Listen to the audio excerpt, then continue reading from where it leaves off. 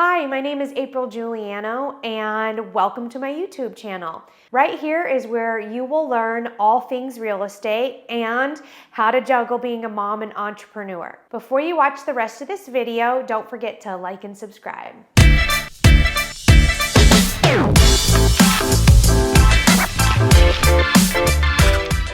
Okay, so right now we are sitting in one of my flips and I want to walk you guys through the whole deal from acquisition all the way to the finish line. And flipping is something that I've been doing for the past 4 years. From year one until now, we've scaled and built our business, and we kind of have a funnel on how all of these run through. And so I am going to walk you through that today. So this particular flip is one that I bought from another wholesaler. So one of the things we do to build up our pipeline for buying flips is we make relationships with wholesalers. Anywhere from 4 to 5 wholesalers, I want to be their VIP buyer. As soon as you send me a deal, I'm going to underwrite it and I'm going to move very quickly. I can buy in 7 to 10 days. So this particular deal was brought to me by one of my favorite wholesalers. I underwrote the deal.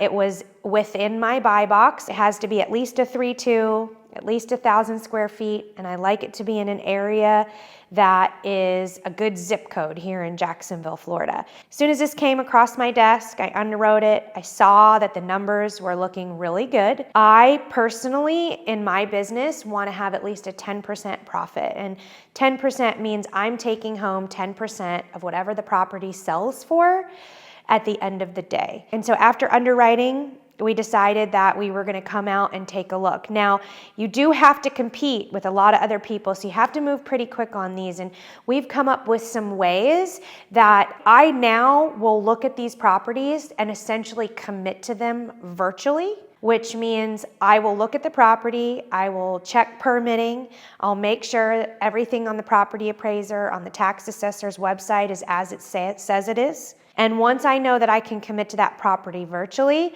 I will go ahead and sign a contract with a 24-hour inspection. And at that point, we sent in our earnest money deposit, which is a deposit saying that we are going to buy this property. So at this point now, I have to go out and raise the money. So the next thing I have to do is, once I have that contract, I do a pitch deck. And my pitch deck is essentially I'm putting together pictures, I'm putting together spreadsheets showing the numbers, I'm putting together a renovation cost, and everything that a lender would want to know in order to know if they want to be in this deal with me. And so I'm looking for partners per se. If you lend me this amount of money, I'm going to guarantee you this much back, and then I'm going to make money in the end as well. And so once that happens, I send the pitch deck out to all of my lenders. A lot of people will ask me, okay, well, how do you find these lenders? Where do they come from? I mean, this is something that I've built up over time, but really it's like talking like this. I'm talking to you, right? Are you interested in getting in on flipping? You can do it without doing the work. Not everybody wants to eat, breathe, and sleep real estate, wake up in the middle of the night thinking about real estate like I do. I love it. I live it. It's my job. And I want other people to benefit with me. There's a lot out there, a lot of money to be made, and we can make it together. And so over time, with my experience and my credibility, I've been able to gain a whole network of private lenders. And in fact, to a point where people come to me asking to give me more money. Do you have more money? And sometimes I have more money than deals, and sometimes I have more deals than money.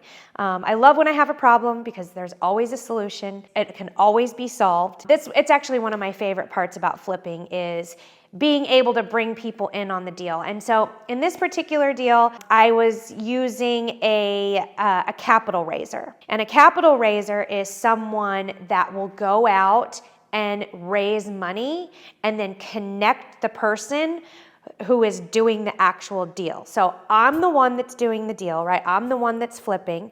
I have a friend that's a capital raiser, and he has a whole bunch of people with money that are looking to get in the deal. So he was the one that I brought it to. I brought it to a couple other people. Whoever gets back to me the fastest and who can fund it the fastest, that's who I go with. So this guy comes back. He loved the numbers. He wanted to fund the deal. him and his clients, funded 100% of this deal. So again, I got money at closing, which means all the money that I needed to renovate this property, I got that in my bank account at closing. So everything that I need to renovate, to hold, to make interest payments, it does not come out of my own pocket, goes directly into the business account, funds the whole project. It's pretty unbelievable. And I love doing it. Okay, so then the next step, right? We've got everything funded. I bought the deal. Now we need to go get the work done. Now, this also is something that I've built up over the years, is a network of contractors, right? So just a few, I have 2 amazing contractors that I work with that they both kind of have their strong points and their weak points, right? And so I match the contractor with the project that I know is going to do the best job. And because I've established these great relationships with these contractors, I decide the budget. I'm the one that comes in. I know how much I can spend. I buy this deal sometimes without even telling them the budget. And then once the property's bought, I say, all right, here's your $50,000. Go make it happen. And they do. And they do it because they know I'm going to pay them and they know I'm going to give them more deals. So I've built this really great relationship. So as you can see, it just kind of runs through this pipeline that I've created in order to get all of these in and out the door. And I literally do it all from my computer at home. I very rarely even come to the properties. In fact, this is the first time I've been here and it's done and it's sold. It's going to close in like 2 weeks.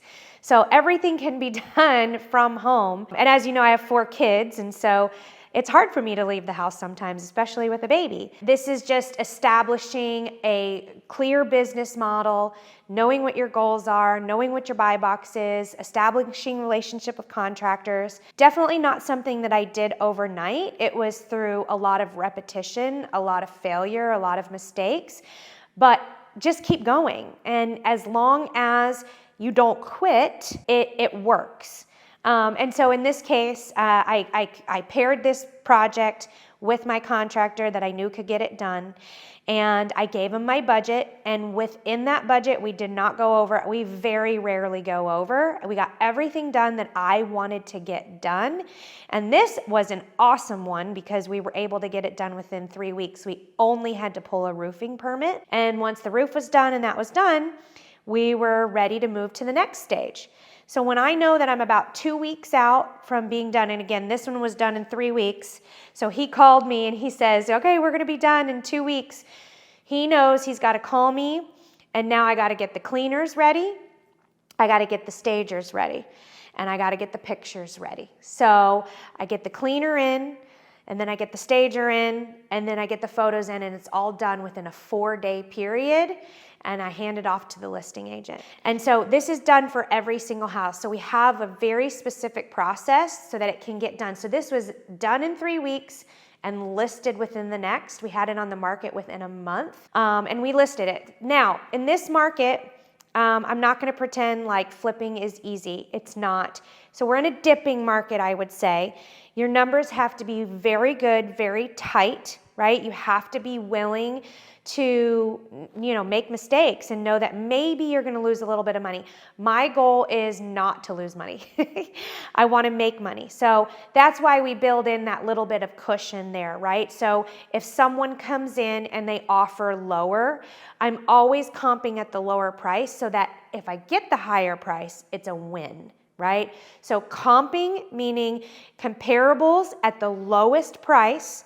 You're still making that 10% profit so that when you do list it at the higher comped price and you get it, that's just extra profit in your pocket, right? So you don't want to lose money. So you're being very conservative with your numbers, but maybe sometimes you get to make extra money. And that was the case here. So we had this property listed for 2 weeks, probably 25 showings with no offers. And I thought, gosh, what is going on with this property? After 1 week, we have 25 showings, no offers. We had some feedback that maybe there wasn't enough of a yard or the price was too high, which I was totally willing to bring it down. Again, I had it listed at the highest comp. I knew how far I could come down, but without having to come down about a week later, someone came in with an offer of $15,000 over asking. So that was a really fun surprise. That doesn't always happen, especially in this market. But when it does, you get to celebrate. I hope that you enjoyed this deal breakdown and getting an insight into my flipping business. I am going to do more of these deal breakdowns for you.